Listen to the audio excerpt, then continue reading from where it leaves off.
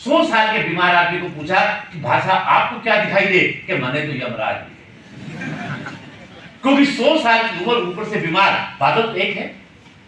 एक को यम दिख रहा है और एक को खरगोश दिख रहा है। इसका जो आपके मन में है वही चीज आपको दिखाई देगी। इस विधि का नाम क्या पड़ गया? प्रक्षेपी। फिर आपके टीएटी रोशा है, ये आपको बताइए। टीएटी में मेरा एक पेट सवाल मैं अक्सर पूछता हूं, टीएटी में कौन सा कार्ड है जिसको रिक्त कार्ड कहते हैं? वेरी गुड, बहुत बढ़िया। कार्ड नंबर 16 बिल्कुल ब्लैंक है, उस पर आपको ही सोचना है और आपको ही कहानी का निर्माण करना। क्लियर?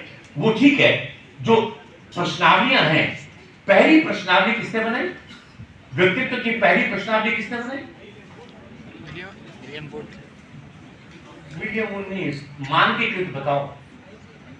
व्यक्तित्व की पहली पर्सनैलिटी इन्वेंटरी बनाने का श्रेय वुडवर्थ को, जिसमें उसने नाम दिया वुडवर्थ पर्सनल डेटा शीट। और ये बनाई थी उन्होंने सैनिकों के इमोशन को स्टडी करने के लिए, संवेगों को स्टडी करने। क्लियर? फिर वहां से एमएमपीआई बना, सीपीआई बना, फिर बहुत सारे टेस्ट बनते चले गए। तो ये चीजें आपको ध्यान में रखना है। क्लियर? अब सब्जेक्ट तो मैं वैसे ओवरऑल बता रहा हूं ताकि मनोविज्ञान आपको समझ आए। पढ़ने का तरीका बेटा एक याद रखना, 90% बच्चों को मैंने क्या देखा है कि किताब सामने रख के पढ़ते देखे। मैंने तो उनको, मैथ्स वालों को भी यूं देखा है, ए इक्वल बी इक्वल सी, यूं नहीं। जो पढ़ते हो पढ़ने के बाद उसको लिख कर याद कर देखा। आपको यहां से नोट्स मिल रहे हैं, बहुत अच्छी बात है, हम देंगे, लेकिन आप उसके बाद अपने नोट्स खुद भी बनाओ। कारण क्या है? मैंने नोट्स बनाए, अपने नोट्स आदमी बनाता है तो देखता है, फिर पढ़ता है, फिर उसको कॉपी बंद करके लिखो। क्लियर? जो चीज आपकी आंख के सामने से 4 बार निकल जाएगी, 5 बार निकल जाएगी, वो कहां जाएगी? दिमाग के अंदर। क्लियर? आप रेलवे दिल्ली के रूट में किसी जगह जाते हो, साल में 10 बार जाते हो, अगला स्टेशन कौन सा पहले पता चलता है कि पिपाड़ आ गया, मेड़ता आ गया, गोल्डन आ गया, आप रेलवे में हो गया। फिर आप क्योंकि इतनी बार उनको देख लिए, अगर मैं आपकी क्लास में 4 बार आ गया तो सड़क पर मिलूंगा तो आपको मलिक सर आए। अब यूं मलिक सर आपके सामने से निकल जाए तो कौन जा रहा है हमें क्या पता। तो हमेशा लिखकर आदत डालनी है अपने को पढ़ने की। मैं आरएस के बच्चों को कह रहा हूं, आजकल मॉक इंटरव्यू ले रहा हूं आरएस वालों का, मैं उन बच्चों से कह रहा हूं, और बेटा ये तो आपकी पहली सीढ़ी होगी, पहली सीढ़ी होगी यदि तो सेकंड ग्रेड। मैं हमेशा जब पढ़ाता था बच्चों से एक ही बात कहता था, मुझे वास्तव में कहने के लिए नहीं, उस दिन दिल से खुशी होगी जिस दिन आप रीट में टीचर बनने के बाद आरएस का एग्जाम दो और आरपीएससी में जब इंटरव्यू देने आओ तो वहां सामने मैं इंटरव्यू लेने वाला हूं और देने वाले आप। ये जब बनोगे तब लगेगा कि आपने कुछ जीवन में किया। तो ये नौकरी तो हमारे जीवन की पहली सीढ़ी है, पहली सीढ़ी है। अभी एक बुक का मैं आप लोगों की पहली सीढ़ी है, आगे बढ़ना।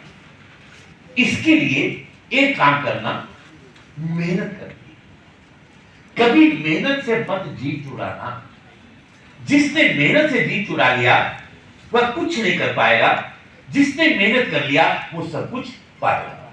मैं अपनी बात लास्ट एक आपकी बात कहकर खत्म कर रहा हूं, थोड़ी समय सीमा है, 12:30 तक की कहा गया था मुझे। एक मूर्तिकार था, वो जंगल से जा रहा था, एक पत्थर पड़ा था उसका। मैं टीचर हूं, आपको देखा तो पढ़ाने का मन आया, सोच के कुछ आया था, लेकिन जब इतने बच्चे देखे साइकोलॉजी के तो मैं आपको पढ़ाने लगा जैसे वास्तव में पढ़ा रहा हूं।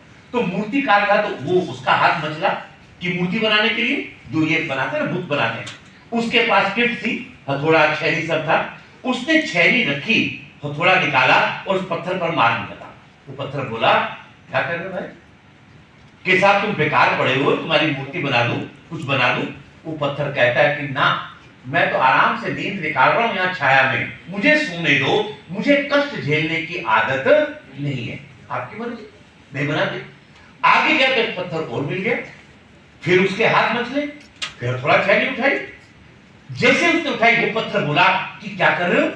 दूसरा पत्थर उसने कहा कि तुम यार बेकार पड़े हो, मैं तुम्हारी एक अच्छी मूर्ति बना।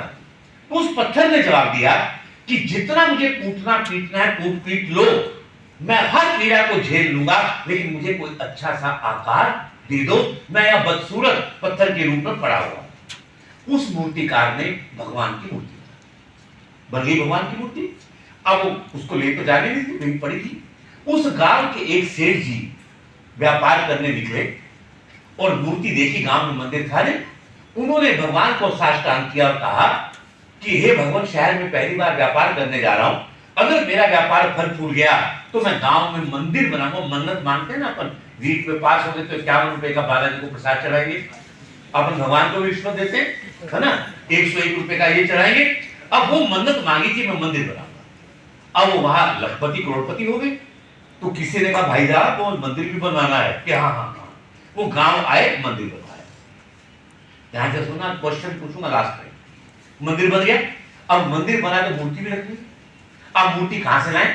किसी ने कहा किशनगढ़ से लाओ, किसी ने कहा जयपुर में अच्छी मिलती है, कोई का उदयपुर में अच्छी मिलती है, कोई के जोधपुर में अच्छी मिलती है। तो एक गांव वाला बोला कहीं जाने की जरूरत ही नहीं है, अपने गांव के पेड़ के नीचे बहुत दिनों से सुंदर मूर्ति पड़ी है, क्यों नहीं हम इसी को विधि विधान से स्थापित कर दें। तो सबको सुझाव अच्छा लगा। अब उस मूर्ति का विधि विधान से स्थापना हो गई मंदिर। अब मंदिर में मूर्ति बन गई तो रोज प्रसाद चढ़ने लगा, रोज आरती होने लगी, वो पत्थर पूजा जाने लगा। अब हिंदू संस्कृति में हम लोग मंदिर जाते हैं तो नारियल भी लेते हैं। अब नारियल तो ले गए, उस नारियल को फोड़े कहां? तो किसी ने कहा एक पेड़ से पत्थर और पड़ा हुआ है, उसको लाकर मंदिर की चौखट पर रख दो और उस पर नारियल फोड़ना शुरू कर दें। वो पत्थर वो था जिसने उस समय कष्ट झेलने के लिए मना किया, वो लाकर मंदिर की चौखट पर रख दिया गया और वो जिंदगी भर नारियल की ठोकर खाता रहा। और जो एक बार कष्ट झेल गया वो जिंदगी भर मंदिर में पूजा जाता रहा। अब ये आपको तय करना है कि आप पूजने वाले पत्थर बनना चाहते हो या नारियल ठोकर वाले। और पूजने वाले बनना है तो मेहनत करने की आदत डाल लो। दुनिया में कुछ भी चीज असंभव नहीं है, नथिंग इज इम्पॉसिबल। असंभव हम बनाते हैं चीजों को, हर चीज पॉसिबल है।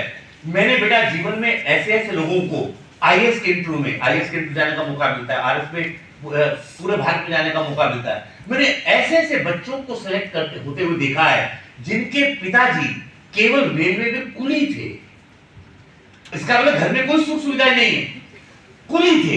हिंदी मीडियम गांव का पढ़ा हुआ बच्चा आईएएस बन जाता है, तो हम क्यों नहीं बन सकते?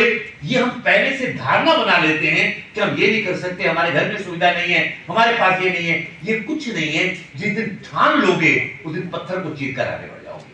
तो आज इस क्लास में हमें पढ़ लेना है कि मेहनत से मुंह नहीं मोड़ेंगे, मेहनत से नहीं डरेंगे और अपने टारगेट को पूरा करेंगे। मेरा ख्याल से समय सीमा मुझे यही तक अनुमति देती है, नहीं तो मुझे जब लेट बोलने लगो ना फिर वो उधर से इशारे होने लगते हैं, तो टाइम हो गया, बस करो बस करो। तो कभी मौका लगेगा फिर आपके बीच में आऊंगा। और किसी भी छात्र को अगर कोई व्यक्तिगत समस्या हो तो वो अपना नाम दीपक जी को लिखाए, मैं और मेरी टीम यहाँ पर आएंगे और आपको व्यक्तिगत काउंसलिंग भी देंगे। और हमें बहुत अच्छा लगेगा कि आप लोग अपनी प्रॉब्लम्स को कैसे सॉल्व करें। लाइफ की बहुत सारी प्रॉब्लम होती है, स्ट्रेस भी आता है, और कोई स्ट्रेस से डरना ही नहीं, तनाव कोई झूठ थोड़ी है, हमारे सोचा हुआ है। मन के हारे हारे, मन के जीते जीत। लेकिन मन में अगर बैठ गया तो उसको बाहर निकालने लेके मलिक को बुलाना, एक इंजेक्शन लगाऊंगा बाहर में, तो डरने की बात नहीं है। तो मैं ब्रजेश जी का विशेषकर धन्यवाद दूंगा कि इनके आना मुझे था, कब आना था ये तय नहीं हो पा रहा था, लेकिन इनके आग्रह पर मैं आया, क्योंकि परसों फिर मैं एक जगह पर इंटरव्यू है रोहतक यूनिवर्सिटी में प्रोफेसर के, मुझे वहां निकलना है। तो मैंने कहा तब तक उससे पहले मैं एक बार आपसे जरूर मिलके जाऊंगा। बहुत धन्यवाद सर, ये हमारा सौभाग्य है। मैं कहूँगा आपका सौभाग्य हो नहीं हो, ये मेरा इतना अच्छा सौभाग्य है कि जीवन में शायद मेरा पहला दिन है कि मैं अपने गुरु के साथ इस मंच पर खड़ा हूँ। जिस आपको बहुत बहुत धन्यवाद, आपका मार्गदर्शन हमें यूं ही मिलता है। और स्टूडेंट को जो आपने ये अमूल्य समय निकाल कर दिया, इसके लिए हम हमेशा आपके आभारी रहेंगे। बहुत बहुत धन्यवाद, बहुत बहुत शुभकामनाएं। 2-3 साल के बाद आप लोग मेरे साथ यहाँ मंच शेयर करें